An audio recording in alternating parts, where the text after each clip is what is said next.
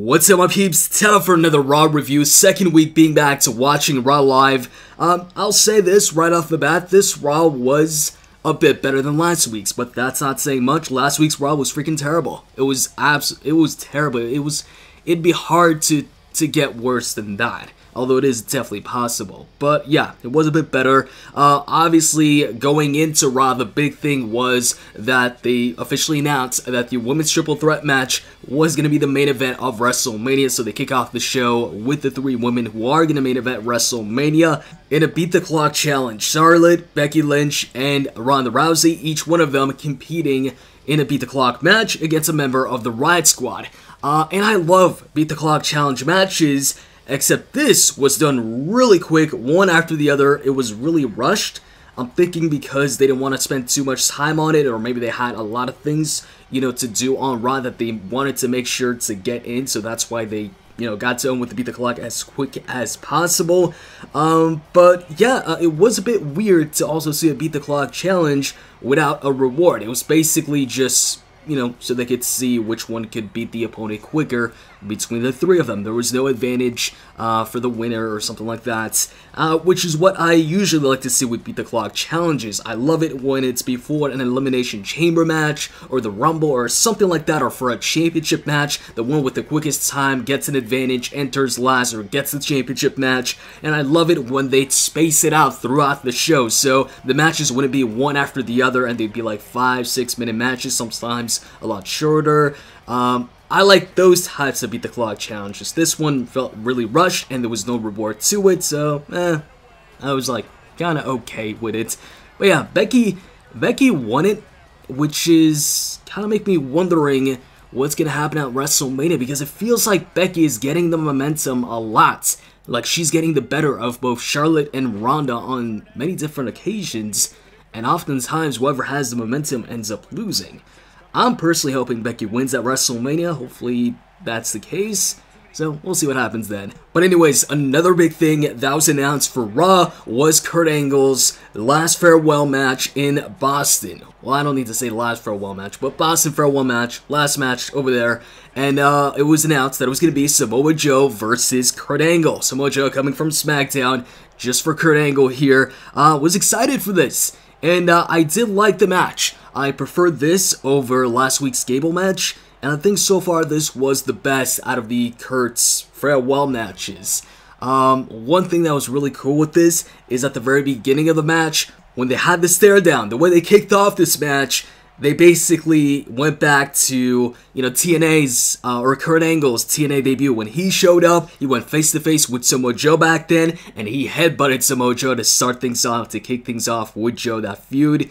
And right here, this match started off with another stare down, but this time Samoa Joe with the headbutt to start things off. I like those types of things. Just like I said on SmackDown, love Randy Orton bringing about the stupid, calling Kofi stupid in that gauntlet match.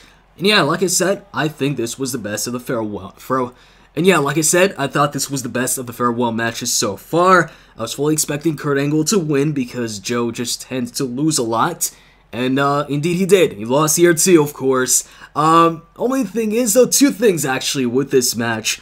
Number one, actually, three things, I guess. One of them is just common with Kurt Angle now, since his, I guess, with this current WWE run, his last WWE run, it's clear that, he's a lot slower in the ring.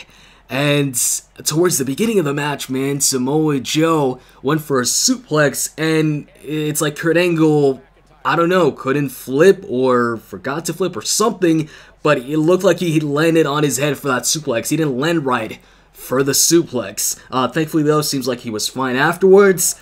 And then towards the end of the match, Samoa Joe loses to his biggest weakness, the roll-up. Once again, he goes for that coquina clutch. Kurt Angle rolls him up, or turns that into a pin, and he gets a 3 count, but the thing is, though, Samoa Joe's shoulders were nowhere near the mat. His shoulder, especially his, left shoulder, was absolutely nowhere near the mat. It was totally up, but I guess the referee was like, who cares, and it counted the 3 count, or made the 3 count anyways. And they didn't, reference that at all on commentary or anything like that. So I guess we're supposed to pretend that Joe's shoulders were on the mat. Post-match, Joe looking shocked. Here's the thing. Joe does that a lot. with him being shocked, but yet you lose like 80 to maybe even 90% of your matches, so why are you shocked all the time? In fact, Joe should be shocked when he wins because he wins a lot less often. That's a surprise, not when he loses. But besides that, next week on Raw, they announced that it's going to be Kurt Angle versus Rey Mysterio in his last match on Raw. I'm looking forward to that, Rey versus Kurt, and I'm pretty sure tomorrow on SmackDown, it's going to be AJ Styles versus Kurt Angle. Pretty sure I saw that, heard that. So far, a lot of cool farewell matches, a lot of cool farewell opponents, and they all seem like better options than the one he's taking on at WrestleMania, his very last match. So it just feels wrong, like you have all these cool opponents for Kurt Angle leading up to WrestleMania, and then you top it off with maybe the least interesting opponents. Doesn't make sense to me. It's like, let's say for those of you who watch Dragon Ball like me, it's like taking on Vegeta and Nappa, and then the final boss, the final opponent is a Cyberman. Doesn't make sense. But anyways, moving on to the promo of the night for me, by far, that was for sure the Triple H segment. Triple H addressing Batista. It was a good promo, reminding you why Triple H is really good on the microphone. It was a mix of comedy, and then he turned it into a serious promo. I love the memeing, I love the jokes from Triple H, bringing up what happened when Batista showed up, spitting all over the microphone, saying, he's happy that he's got a dry microphone, and, trying to take that envelope out of his jacket, struggling, saying that he chopped to the envelope. He's kind of playing up, to the internet there. And also, making fun of Batista's, give me what I want, and making a Spice Girls reference there. I liked it. I enjoyed that.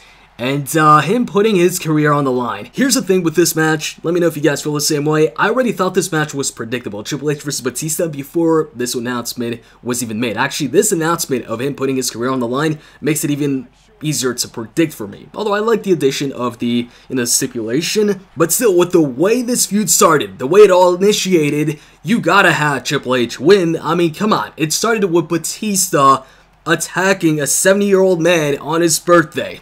You gotta have the good guy get the revenge, avenge the 70-year-old man, in this case Triple H avenge Ric Flair, because Batista himself said this is gonna be his last match. So the face has got to win, because there is no other rematch for him to avenge Ric Flair, so it's gotta happen in that one match. So, I'm saying Triple H is gonna win, and this is the second time that Triple H puts his career on the line at WrestleMania. The first time being Brock Lesnar, he was successful there. Second time being this one, and I'm pretty positive he's gonna be successful here. Like I said, the face at the end has got to get that payback on the heel. In this case, there's only one opportunity to do that. That would be WrestleMania. It's Batista's last match, so Triple H has to win. But you know what the real messed up part about all this is? Not the fact that Batista beat up Ric Flair, but the fact that, number one, Charlotte didn't even show up for the birthday. Number two, she didn't even check up on him on Raw after he got attacked. And number three, she didn't check up on him or say anything or do anything on SmackDown either. It's like she doesn't care. She is the top heel for that. Anyways, main event time. Drew McIntyre versus Dean Ambrose. Last man standing match. Dean Ambrose didn't have enough from that Falls Count Anywhere match. He wanted another shot at Drew, and he he was going to get his ass kicked once again because he's leaving anyways. And that's exactly what happened. It was wasn't a squash match, but it was I guess the closest thing to a squash match without it being a squash match, because Dean Ambrose did actually get the dirty deeds in. But I mean, once he hit that finisher, you see, you can tell they're not trying to protect Dean as much when he hits dirty deeds, a finisher that was really protected before. But yeah, Drew McIntyre started getting up from it at like the count of 3 or 4. And we knew that the last man standing match wasn't going to last too long because there was like just a few minutes left for Raw. It lasted, I think, 7 minutes or 6 minutes or something like that. And ended with the Claymore kick. I mean, hey, for the time that it got, I thought it was a decent last man standing match. Is it one of the best? Absolutely not. Is it one of the worst? I don't think so. But definitely rushed. Just like that Beat the Clock challenge at the beginning of the show. So I actually thought that was going to be it for Dean Ambrose, that false count anywhere, because that way he beat Dean in one match, he beat Seth in one match, but I guess they wanted to beat Dean for a second match because he's leaving, or I don't know.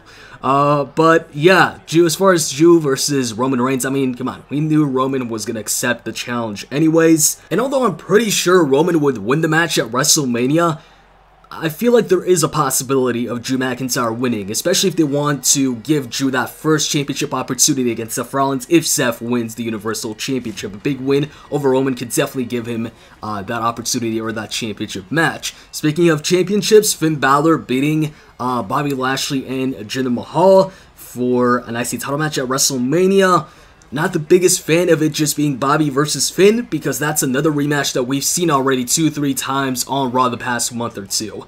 If it was a fresh match, if it was even Finn versus Bobby versus somebody else, a triple threat, I would have preferred that. Because I'm tired of all the rematches, man. This Raw too, we had another Black and Ricochet versus Revival match. How many times have we had that already? But anyways, overall for this Raw, I give it a 4.5 to 5 out of 10.